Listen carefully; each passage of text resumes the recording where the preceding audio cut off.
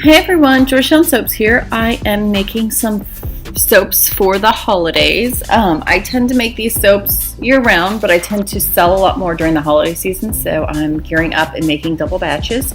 This is Spearmint Peppermint, and I'm using essential oils, and I'm just using a really simple color scheme. It's just going to be all green. So I use the emerald mica from BeScented. So again, it's just spearmint and peppermint essential oils with the emerald mica from BeScented. So it's pretty simple soap. I'm not going to do a lot of talking. I tend to dump a whole bunch of mica in just because to get the whole batch colored you need more mica than if you're just splitting it out.